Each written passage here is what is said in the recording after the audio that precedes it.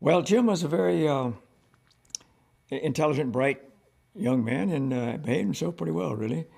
And he liked to write and draw pictures. He was an avid reader. He read everything, and then he also wrote. He would write he had a book, and this was in high school, he would learn a new word, and then he'd write a whole story around it.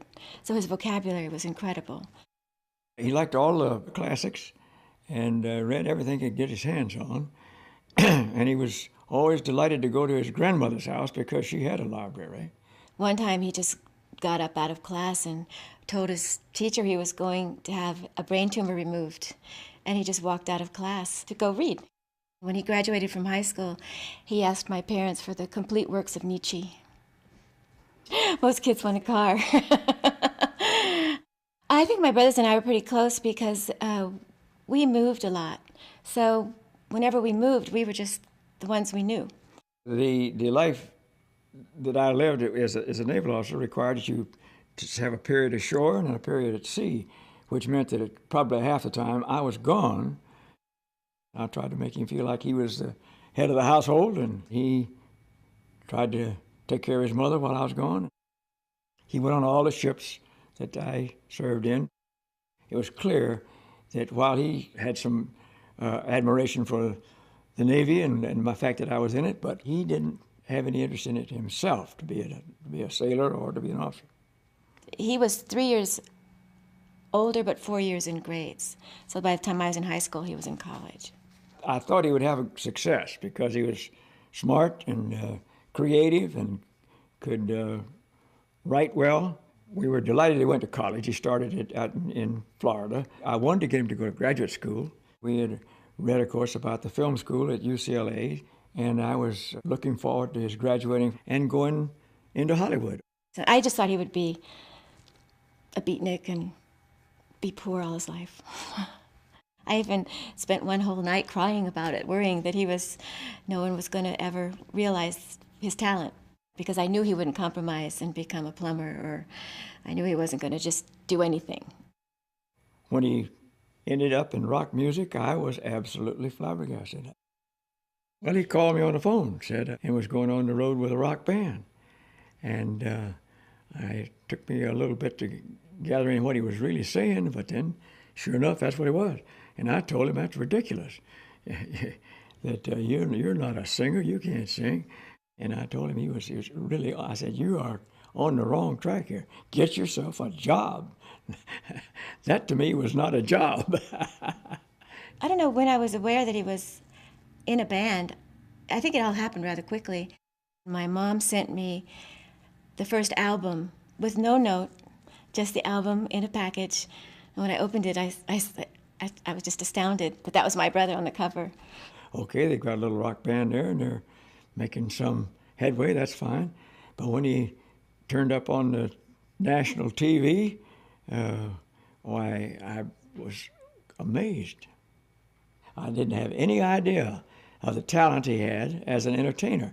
I still feel that his talent was not vocal, as in the classic term, but that he was an entertainer. He did say a couple times that he thought that the audience deserved a spectacle.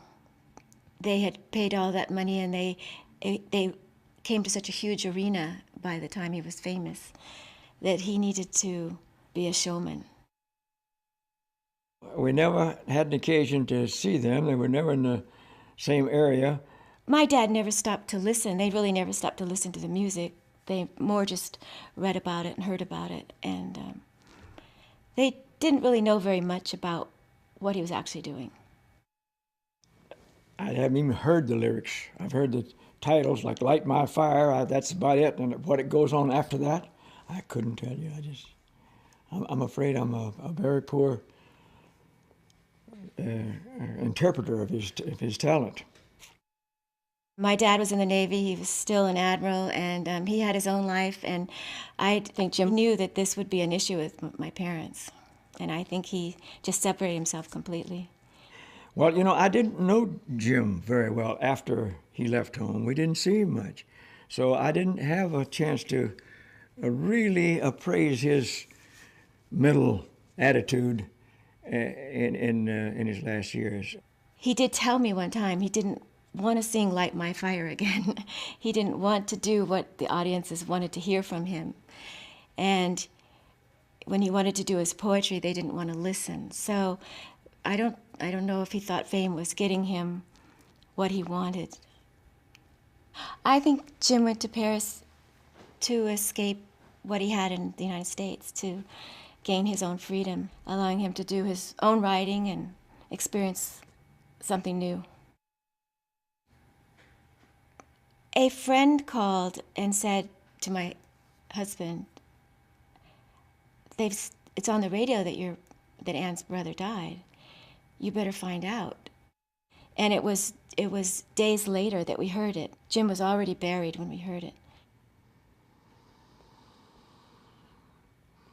We were notified by the naval attaché at the embassy in Paris, sent me a message and said that Jim had died of a heart attack in a Paris hospital. Losing him was awful. It was just awful, and it took me a long, long time to get over it, and it was hard, partly because of all the speculation that maybe he wasn't dead. Deep in your heart, you thought, oh, well, he would have done something like that.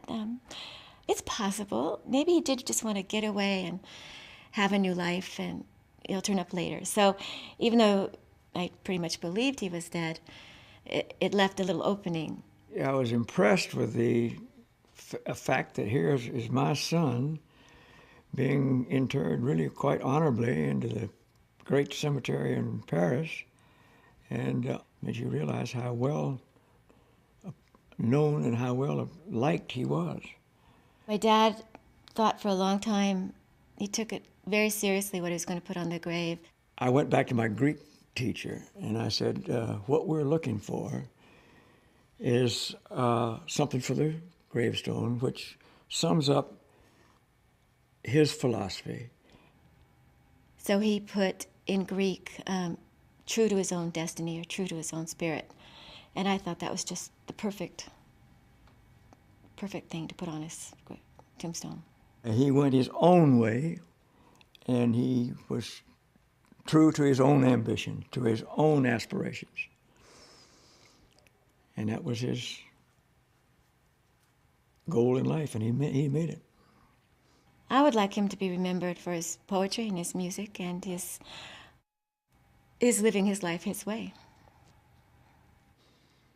Well, basically, he was a good man. He's a good, solid citizen. He had moral and ethical standards that were very high, and I think he was just somebody you would like to know.